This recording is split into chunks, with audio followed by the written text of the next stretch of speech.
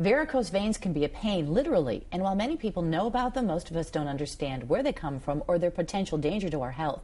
Here to share more about treatments to keep you healthy, Dr. Lucy LaPerna from Riverside Radiology Associates. Doctor, nice to have you here. Thank you, Gail. Nice to be here. Let me start off with the difference between spider veins and varicose veins. There is a big difference. There is a big difference, and that's really the answer there, is that the spider veins are small and the varicose veins are big. And varicose veins can be more dangerous than spider veins. Varicose veins are definitely a health risk for you.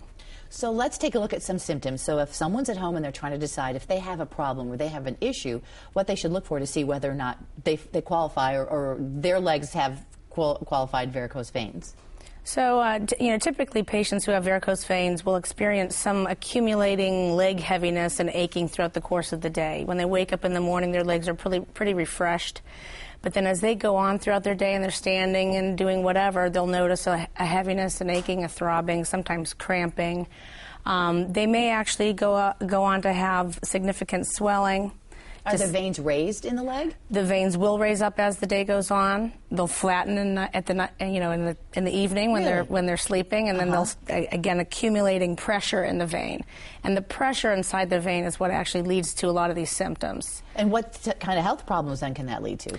Well, ultimately, it can lead to significant just dysfunction at work and dysfunction during your day with fatigue in your legs.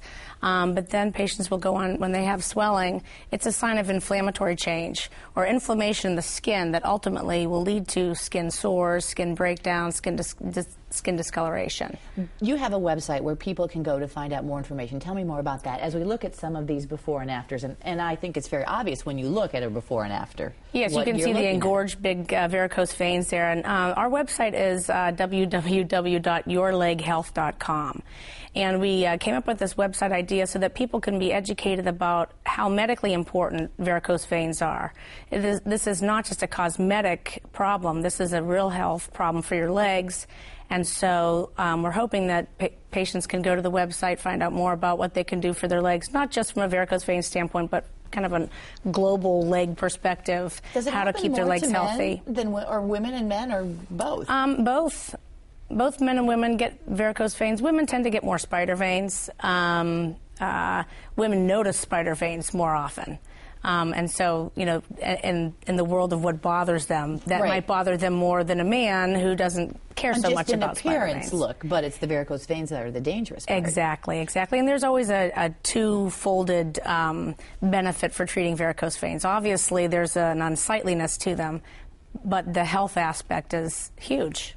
Does insurance cover this? Insurance will cover treatment for large varicose veins, absolutely. When you have a leg like what we showed on the before and after photos, most definitely insurance companies are going to cover treatment for that. If left untreated, what could happen, doctor? All of those things we talked about, not only the pain, but then the skin breakdown, the ulcerations in the leg swelling. And when you combine the problems in the leg with other vascular issues, such as peripheral artery disease. It relates back to the heart health then, doesn't it? Absolutely. It all ties in together. And in our older population, when we see patients who never did anything about their varicose veins because, they're just varicose veins, those patients, when they develop peripheral artery disease, when you have the combined problem of PAD as well as vein disease, it's a very difficult clinical problem to fix. And the earlier the better, probably, if they come to you? Exactly. And how long does the procedure take? The procedure is done as an outpatient, and it takes about 30 minutes. Oh, you know what? I'm surprised at that. Because it's the very high that tech. You've shown on the photos is amazing. It really is amazing. Now, to get to that end result takes several months to heal, but the procedure itself is very, very quick. The downtime is minimal, meaning that patients can go back to work the next day. Well, Dr. LaPerna, thank you. We want to remind our viewers more information on our website, and your information on your website will be there as well. Thank you very much. Thank you for having me.